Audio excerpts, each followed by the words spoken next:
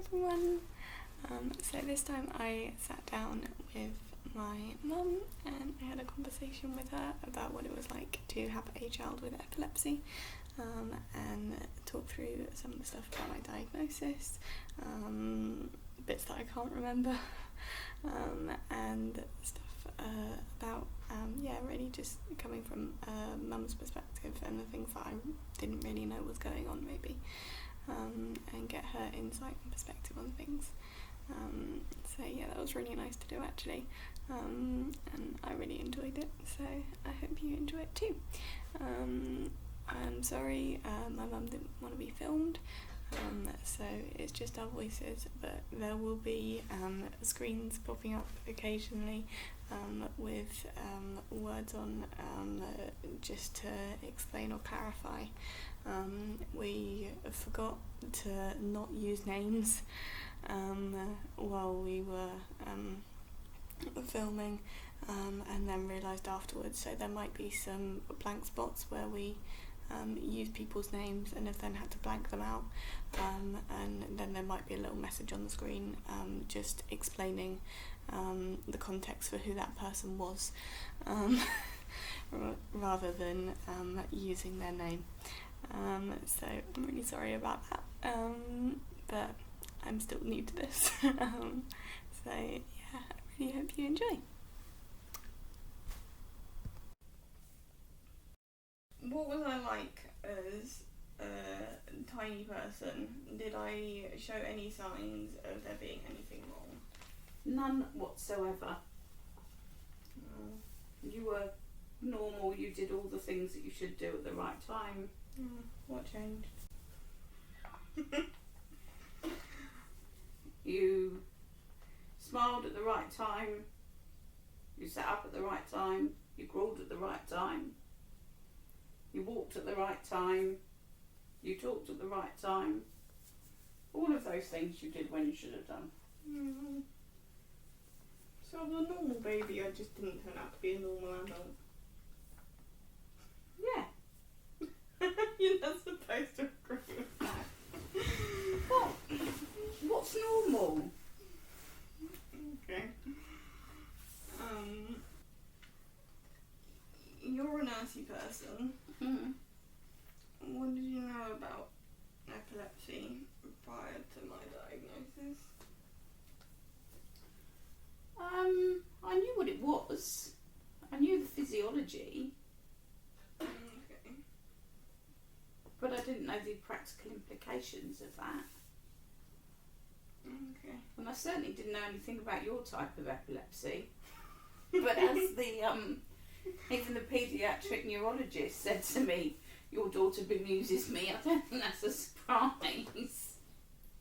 Although I think the effects I'd seen were not in a hospital setting, but were in a school setting when I worked in a special school for a while. Oh. I knew you were a school nurse, I didn't realise you were in a special No, this is when I did, I worked as a classroom assistant at a special school between A-levels and during university holidays. I didn't know that. That's where I learnt Mackerton. Do you still know Mackerton? Good morning. Okay. What's your name? How did I get diagnosed? Because I didn't get a diagnosis right away. No, it was very complicated. That's fun. So after your first seizure, they thought it was a febrile convulsion, and they were more worried about your kidneys. And you had kidney scans, and That was when I had Ray. lumbar puncture, didn't I? no, you had a lumbar puncture when you were 2 weeks old, Okay. when you had an infection of unknown origin. That sounds fun. No, they did radioisotope kidney scans because they thought they found you had a urinary tract infection. They thought it might have been your kidneys or urethras, and they did kidney scans and were worried about that than your seizures. And then you had another seizure or another cluster, and they did every test in the book and they all came back negative.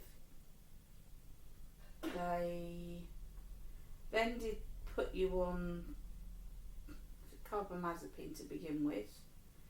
Then after doing all these tests and finding nothing, they decided you didn't have epilepsy. You had some other unusual condition I'd never heard of. So they took you off the carbamazepine, and the result was the worst seizures that you've ever had.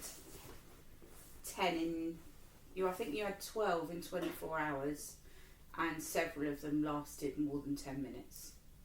Kiddie aunt.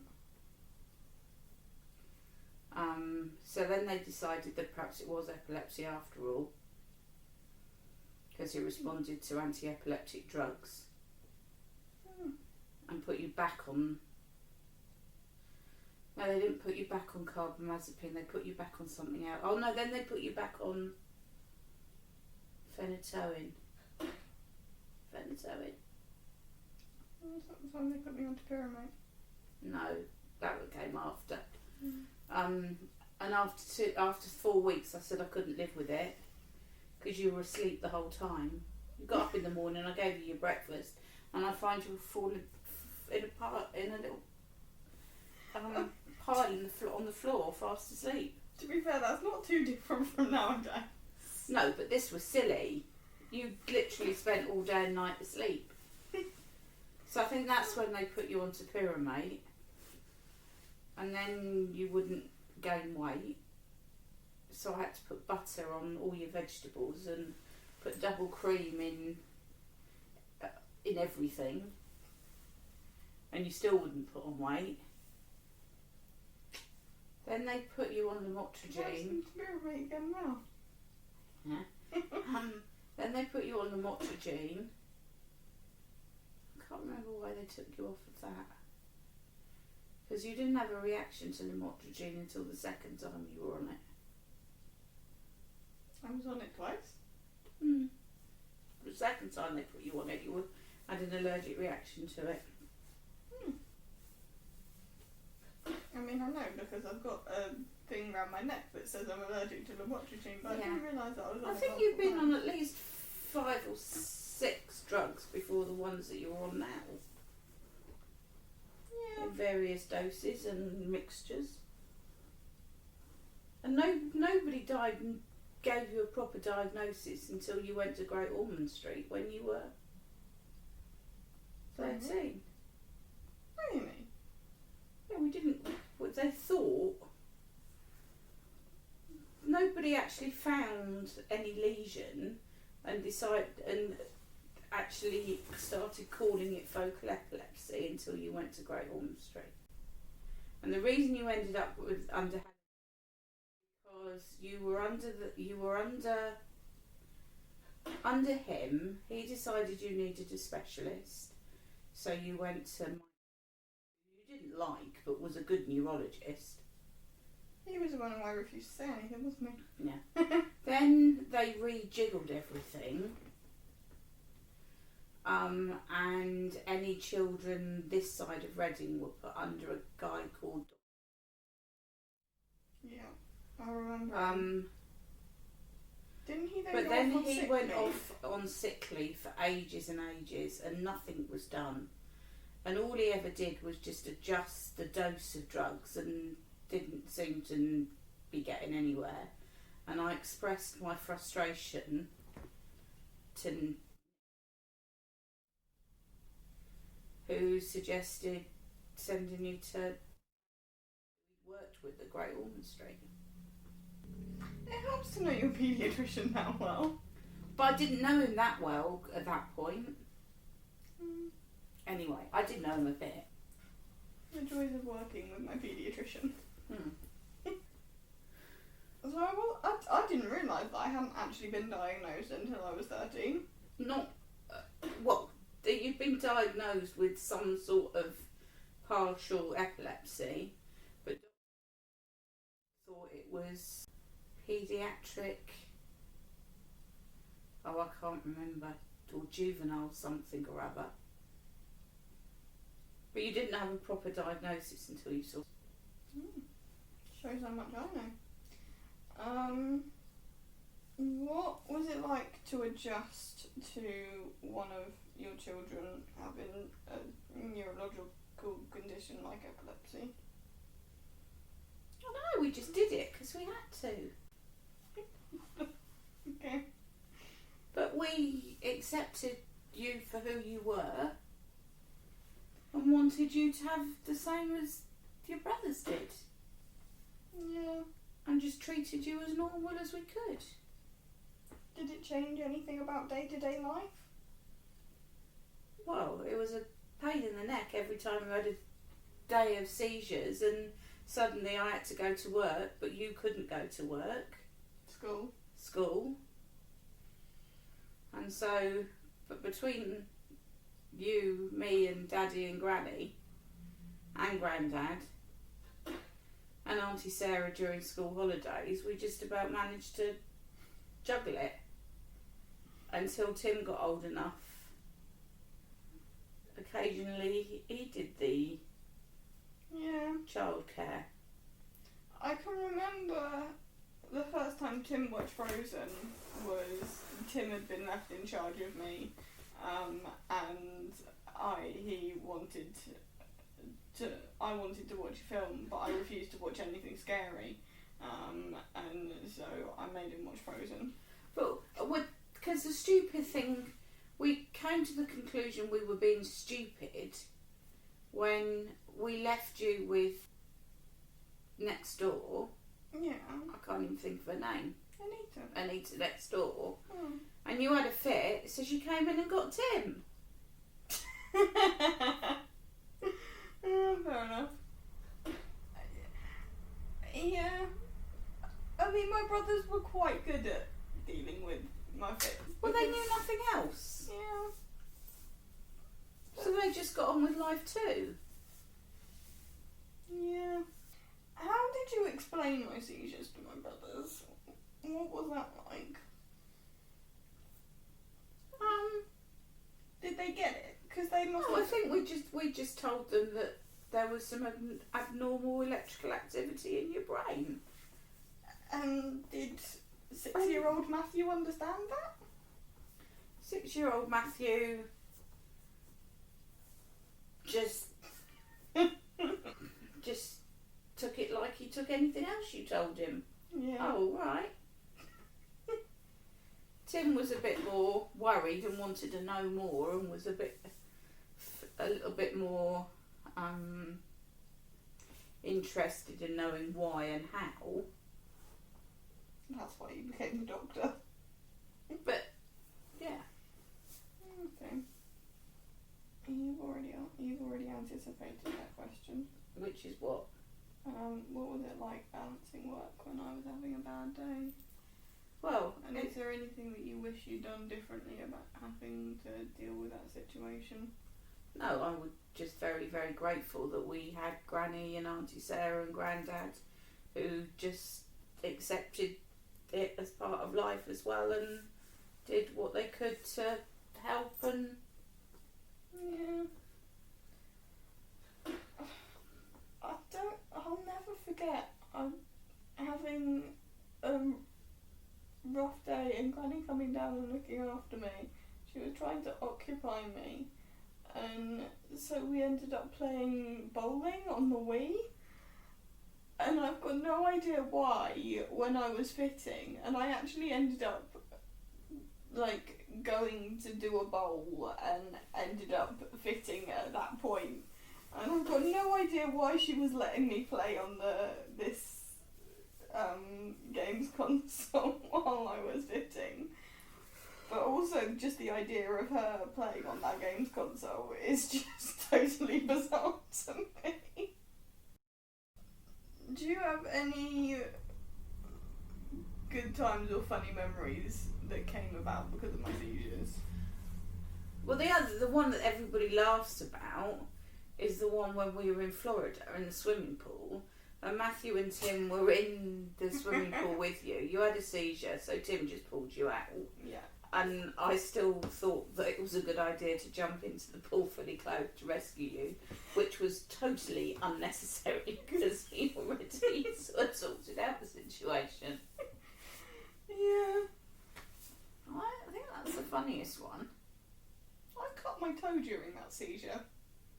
I don't remember that. No, I cut my toe on the bottom of the pool during that seizure. So he clearly didn't do that good of a job at rescuing me. Well, so. he's certainly done a sufficient enough job for me not to jump into a pool fully clothed. Definitely didn't need to jump in fully clothed. One of my favourites is me falling down the stairs at Granny's and her catching me by the ankle. Catching me by the ankle. Yeah. Because again, Granny's so little, and I just can't imagine her doing that. No. So bizarre. But apparently once upon a time I was small enough that she could. Were there any times that it's been really difficult having epilepsy?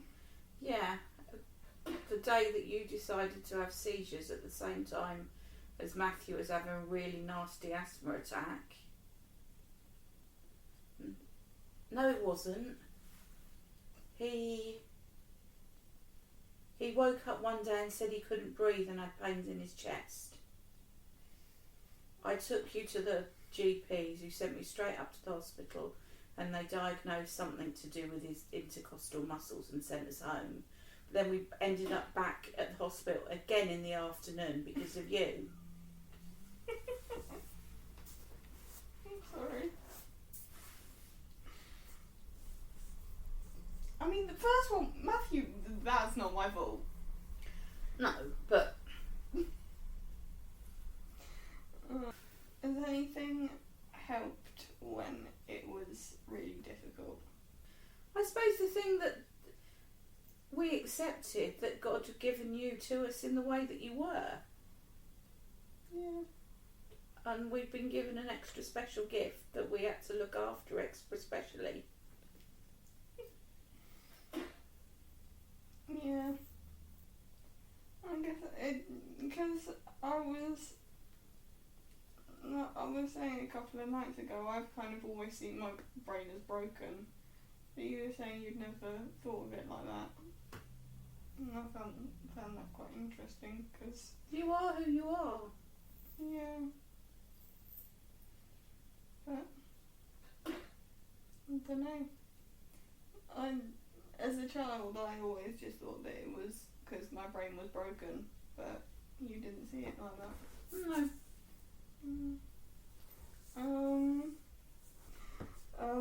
Have you got any tips or advice for epilepsy mums? Yeah, treat them as normally as you can. Let them do all the things that they can do as long as it's safe. Give them the same opportunities as you give any other child. Just make sure that you put in the extra safety nets. Yeah. Don't make them think that they're any different. Because if you don't treat them any different, then they won't behave as if they're any different. Yeah. There's very little that the boys did that you didn't do. Yeah. If anything. I was still jumping off of 50-metre diving boards. However much you hated it, you didn't stop me from doing it. But we put in additional precautions. Oh yeah. 50 metres? Yeah. No, 25. No, I got up to 50. I thought it was a 10 metre board and a 25 metre board. Oh, maybe it was. I thought it was 25 and 50. No, I think it was 10 and 25. Oh, okay. There you go. But you did everything that they did. That's what I know. Yeah. We just had to do some extra bits to keep you safe. Yeah. School was a bit of an issue. What was it? Which school? Steel Green. Yeah. So secondary school was. Well, no, primary school worked with us. Yeah.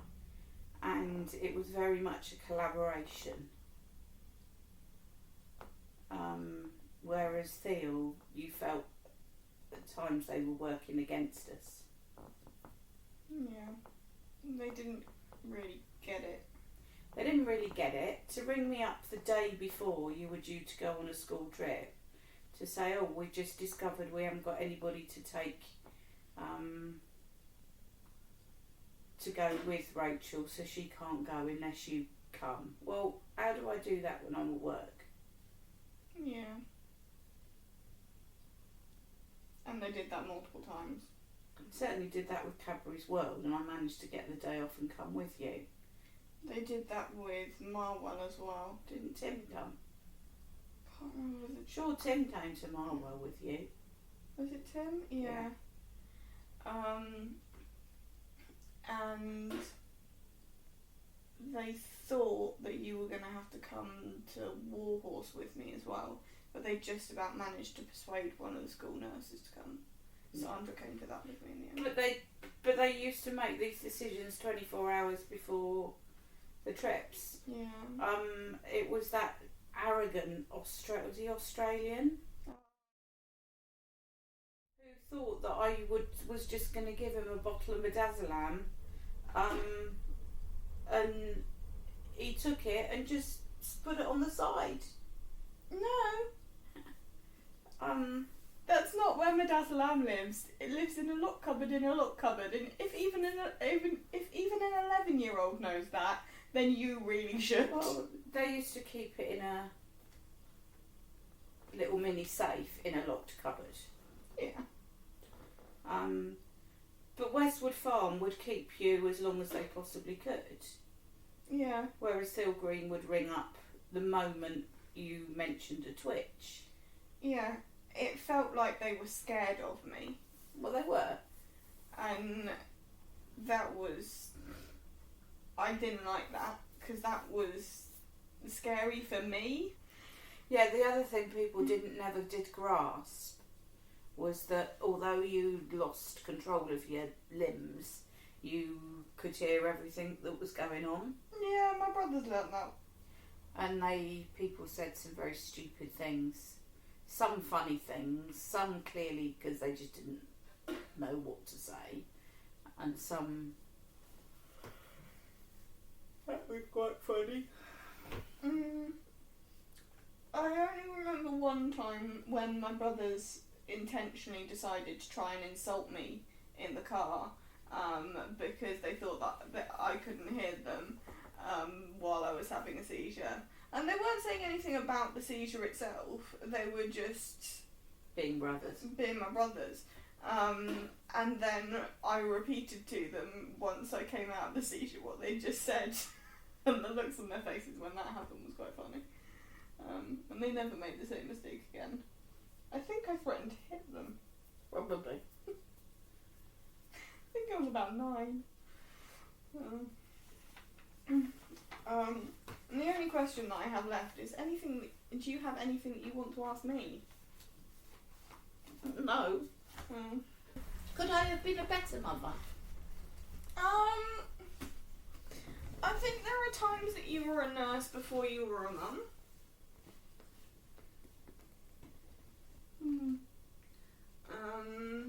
And that was sometimes tricky.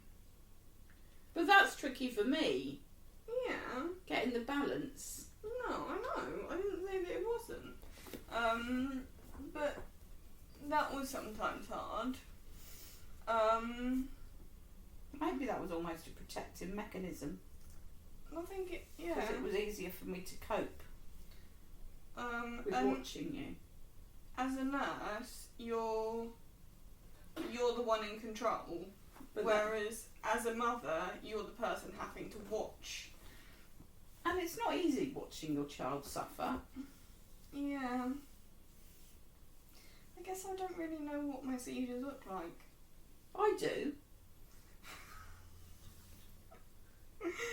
Oh, yes, I know you do. But when you're wailing, because it's just gone on and on and on, and you've had enough, and you don't know what to do, but I don't know what to do either.